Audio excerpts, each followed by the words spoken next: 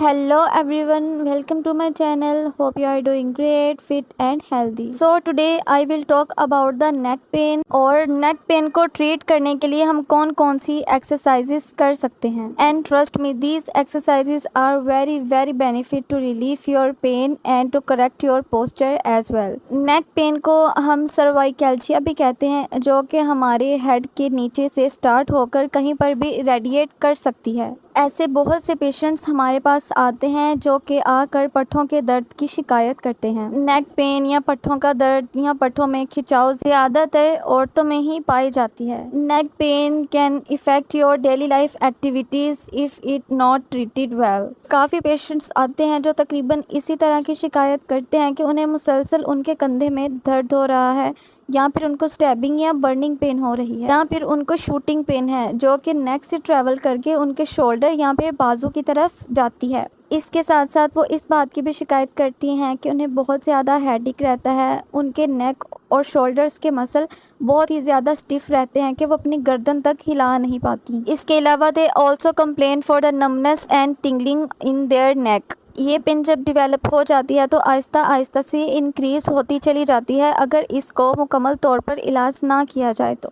Now I will tell you some exercises that will benefit for your neck muscles and shoulders as well. ये exercises आपको daily basis पे तकरीबन दिन में 2 दफ़ा लाजमी ही करनी है. देन इंशाल्लाह you will definitely feel the difference. So she is my model. She will tell you how to perform extension and flexion of the neck. Move slowly your head upward and backward. This is the extension. After 5 second hold, come to the original position and then move your neck towards the down. This is the flexion. So during the extension, levator scapula major and minor plays an important role. Extension maintaining the alignment and stability of cervical spine.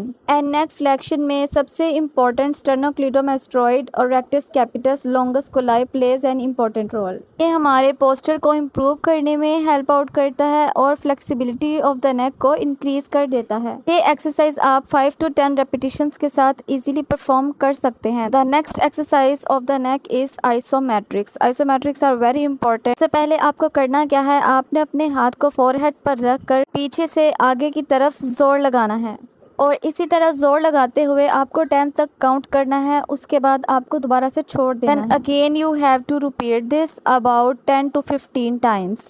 So the second isometric of neck is आपने अपने हाथ को अपनी temporal side पर रख कर उसको दूसरी तरफ से जोर लगाना है और इसके बाद 10 तक काउंट करके देन आपने इसको दोबारा से छोड़ देना है. इसके बाद आपने दोबारा से अपनी उसी पोजीशन को मेंटेन करते हुए 5 to 10 रेपिटेशंस के साथ इसको परफॉर्म करना है.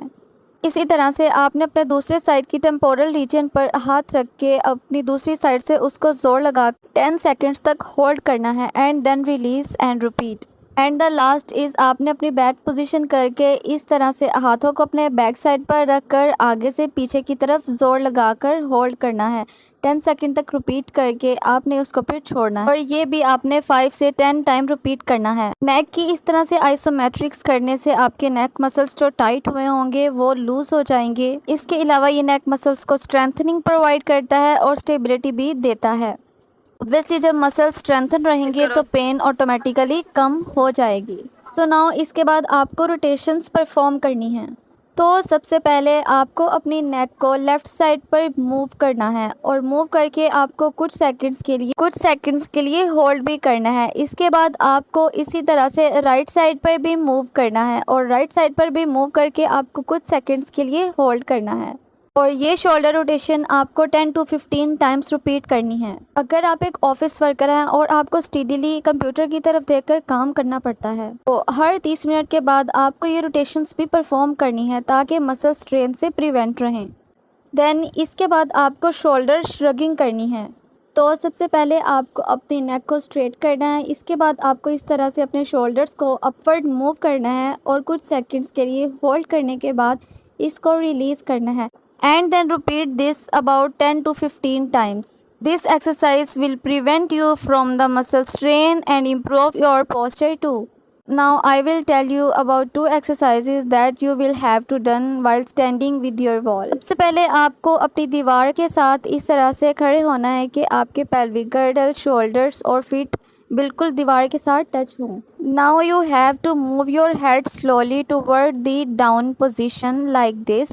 आपको इस तरह से 10 सेकंड के लिए होल्ड करना है and then move toward the starting position. ये एक्सरसाइज हमारे लिवेटर स्कैपुला मसल को बहुत ज़्यादा स्ट्रेंथन करती है, जो कि तकरीबन हर एक में टाइट होता है। इसके अलावा ये हमारे जॉइंट्स को भी मोबिलाइज करने में बहुत ज़्यादा हेल्प आउट करता है। So the last but not the least, wall rotation exercise. आपको अपनी पोजीशन को इस तरह से दीवार के साथ मेंटेन करना है और अपने हाथों को थोड़ा सा अपार्ट रखना है। Then you have to move your head towards the right and the left side but slowly with the holding of 5 seconds.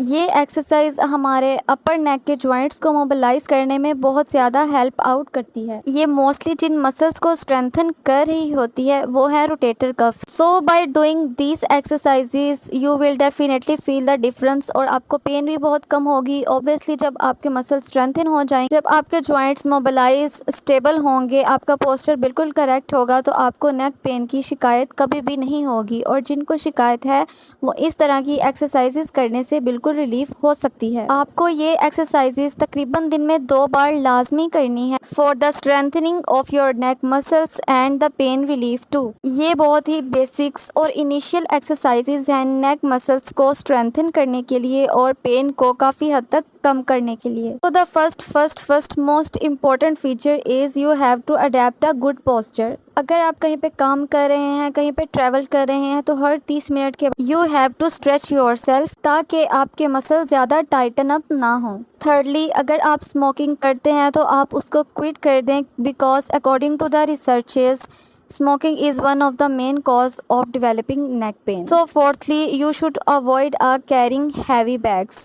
Heavy bags को कैरी करने में मसल्स में बहुत ज़्यादा स्ट्रेन डिवेलप हो जाता है। And you should have to improve your posture during sleep too. Sleep के दौरान भी आपका पोस्चर बिल्कुल करेक्ट होना चाहिए। For the last but not the least, you should stay active. अगर आपकी फिजिकल एक्टिविटी बहुत ज़्यादा कम है तो you should increase your physical activity first. So this is the video, hope it will be benefit and informative for you.